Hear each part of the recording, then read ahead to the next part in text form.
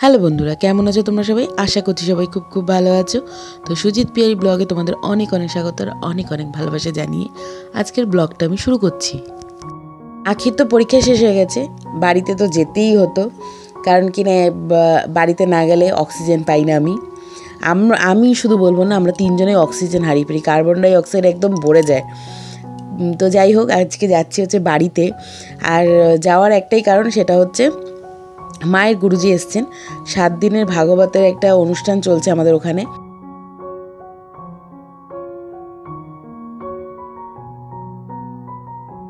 এখন আমরা উঠে পড়েছি হচ্ছে লঞ্চে। সারা রাস্তায় আর কোনো রকম ভিডিও করিনি। আর শুধু দেখো এখন গঙ্গার এই সাইডটা কি ভালো লাগছে। এখন মানে ওই 3টে কি 3:30 মতো বাজে, অস্ত যাওয়ার প্রায় সময় হয়ে আসলো না। এখন তো সন্ধ্যাটা তাড়াতাড়ি হয়, আর কি ভালো লাগছে দেখতে। আমি তাই জন্য তোমাদের সঙ্গে একটু শেয়ার করলাম। আর অনেক দিন পরে আখি দেখো, ওই যে আগে যেরকম এগুলোকে কী লজেন্স বলে আমার ঠিক মনে নেই, কিন্তু লজেন্সগুলো খেতে খুব ভালো ছিল। আগে কিন্তু এইসব লজেন্সই আমরা বেশি খেতাম, তাই না? অনেক দিন আগে আর কি। ট্রেনে বিশেষ করে উঠলে না এই নানান ফ্লেভারের কিছু লজেন্স পাওয়া যায়, ওই লজেন্সগুলো। তাই এইটা না একটা প্যাকেটের মধ্যেই 10টা লজেন্স ছিল, আর 10টা লজেন্স মানে 5টা ফ্লেভারে, দুটো দুটো করে ছিল। হ্যাঁ, আর এইটাই আমরা কিনলাম। আর এখন আমরা তো এই পারে চলে এসেছি, মানে চুচুড়াতে চলে এসেছি। এসেই আগে ফোন করলাম হচ্ছে বৌদিকে, কারণ কিনা দাদা নেই বাড়িতে, দাদা গেছে হচ্ছে ডিউটি। আর এখন তাই জন্য ওই যে নোনা ইলিশটা করেছিলাম না, ওটা তো দিতে হবে। এখানে এসে রাস্তাতেই বৌদির সঙ্গে দেখা করে নিলাম, কারণ কিনা এখন আর বাড়িতে গেলাম না, বাড়িতে গেলে দেরি হয়ে যাবে। কারণ বেরিয়েছি হচ্ছে অনেকক্ষণ বেরিয়েছি, আর মা তো জানে আমরা আসবো, মাও ওয়েট করে আছে, তাই অন্য কোথাও আর গিয়ে সময়টা নষ্ট করলাম না। তাই একটু বৌদিদের সঙ্গে কথাবার্তা বলে আমরা আবার চলে যাব।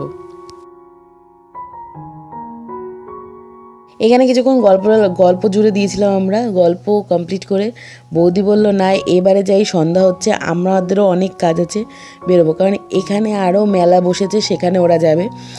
একটা বসেছে হচ্ছে মিলন মেলা, আর একটা হচ্ছে বই মেলা।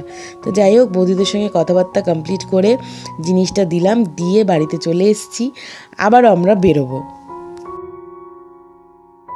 যেহেতু একদম রেডি হয়েছিলাম, তাই জন্য ভাবলাম কাজটা সেরে নিই, তারপরে একবারে বাড়িতে আসি। তো বাড়িতে আসতে আসতে তো সন্ধ্যা হয়ে গেছিলো, আর ভাবলাম একটু ঠান্ডা লাগছে, তাই জন্য সোয়েটারগুলো আমরা পরে নিয়েছিলাম। নিয়ে বাড়িতে এসেই মা বললো, তোরা আয়, আমরা ভাগবতের ওখানে চলে যাচ্ছি। মা ওরা এসে একদম প্রথমে বসেছে, আর আমরা যেহেতু একটু পরে এসেছি, তাই জন্য আর আগে বসার সুযোগ পাইনি।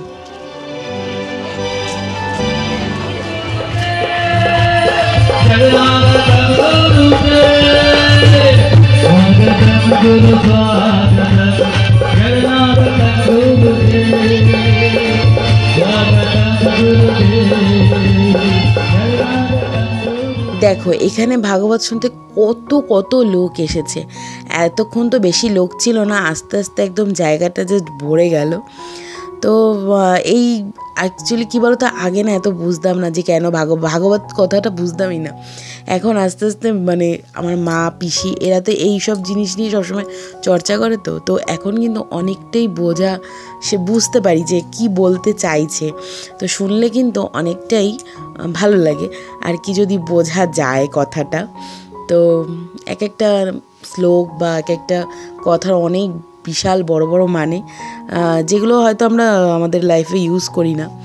যদি ইউজ করা যায় তো লাইফটা অনেকটাই সেট থাকে আর কি। তো যাই হোক, এটা হচ্ছে পরের দিন। আমি তো পুরো ভিডিও আর কি করব বুঝতে পারছিলাম না। এটা হচ্ছে পরের দিন, এটা হচ্ছে আজকে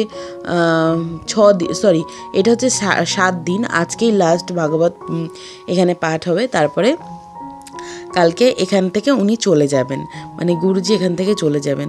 তো এনাকে হয়তো অনেকেই চেনো, অনেকে চেনো না, বলতে পারতো সেরকমভাবে পারবো না, কারণ কি তোমরা কি না কমেন্ট করো না, কমেন্ট করে কোনো কিছু জানাও না। তো যদি তোমরা কেউ এই গুরুজিকে চিনে থাকো, তো অবশ্যই কিন্তু কমেন্ট করো। হ্যাঁ, অবশ্যই একটা রাধে রাধে লিখে যেও। তো ওনার এটাই হচ্ছে, মানে উনি কথায় কথায় এত সুন্দর করে রাধে রাধে বলে না, শুনতে কিন্তু খুব ভালো লাগে। তো যাই হোক, তোমরা যদি কেউ চিনে থাকো সেটা কিন্তু অবশ্যই কমেন্টের মাধ্যমে জানিও। আর যাই হোক, আর এইখানে হচ্ছে আজকে উনি সবাইকে তুলসীর মালা দিচ্ছিলেন।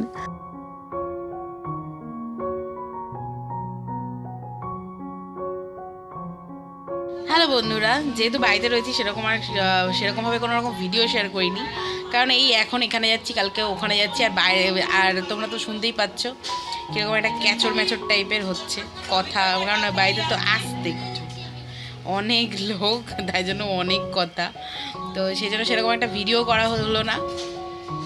তাই এখন আবার বাড়িতে যাওয়ার জন্য রেডি হয়েছি। আমরা এসে ওই 2-3 দিন মতো রয়েছি, আর যেহেতু আমি তো একদিন বাদে বাদে ব্লগ দিই, তাই জন্য কালকের দিনটা স্টপ করে দিয়েছি। কালকের দিন আর কোনো রকম ব্লগ দিইনি, কারণ আমার ভিডিও সেভাবে রেডিই করা হয়নি, 5 মিনিটেরও ভিডিও হয়নি।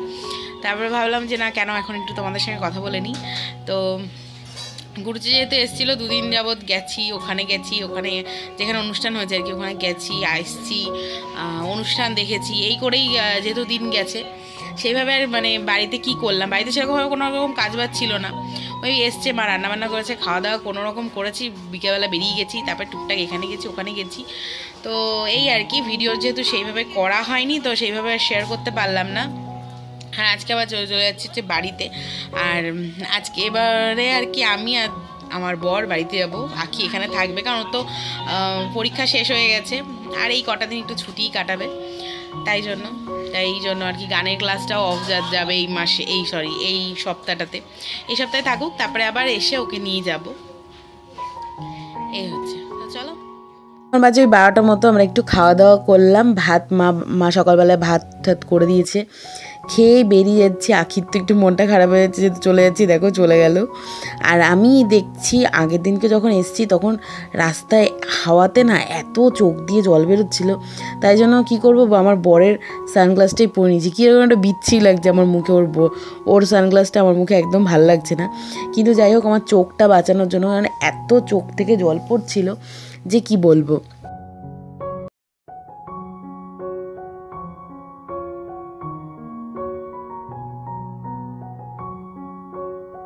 টিকিট কেটে লঞ্চে উঠে পড়েছি। এই যে একটা হচ্ছে গাড়ির টিকিট আর একটা হচ্ছে আমাদের টিকিটকে। আর এদিকে লঞ্চে যেতে যেতে শুনছিলাম সাইডেই না বক্স বাজছিল, তারপর চারিদিক দেখতে দেখতে দেখছি একটা লঞ্চ ভর্তি লোক সবাই মিলে পিকনিক করছে লঞ্চের ভেতরে। আর এইটা না কতটা মানে একটা এরিয়া করে দিয়েছে, হয়তো বলতে পারবো না সঠিকভাবে, ওই লঞ্চে করে ওই এরিয়াটাই ঘোরাবে আর ওখানেই খাওয়া দাওয়া করে সারাদিন হয়তো থাকবে। তো যাই হোক, এই নৈহাটিতে চলে আসলাম। আর আজকে হয়তো একা একা তো কেমন একটা লাগছে, এরকমভাবে একা একা তো হেঁটে হেঁটে যাই না।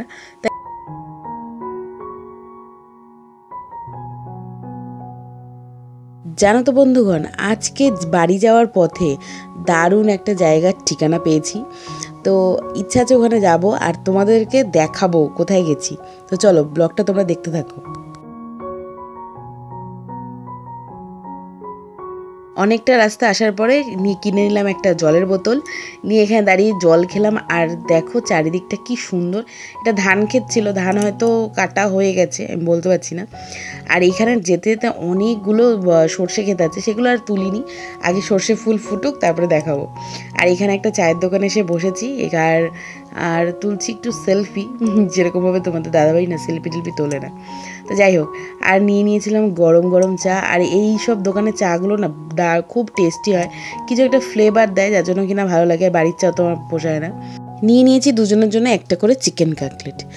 আর এই জায়গাটার কথাই বলছিলাম, এটা হচ্ছে এই বালিশার এখানে, আমাদের দত্তপুকুরের থেকে বেশি দূর না, এই 5 থেকে 10 মিনিটের ভেতরই বালিশার। এখানে গিয়ে না একটা অনেকগুলো চায়ের দোকান আছে এরকম, ওখানে গেলে বেশ ভেতরটা দেখলাম এত সুন্দর করে, বেশ কিছু টেবিল দিয়ে রেখেছে আর টুকটাক ফুল গাছ লাগিয়ে রেখেছে, যেটা কিনা শীতকালে বন্ধুদের নিয়ে তোমরা এখানে আসতেই পারো, এসে চা পকোড়া এসব টুকটাক চাউমিন এগরোল এসব খেয়ে গল্প করে 1-2 ঘন্টা সুন্দর করে আড্ডা দিয়ে যেতে পারো।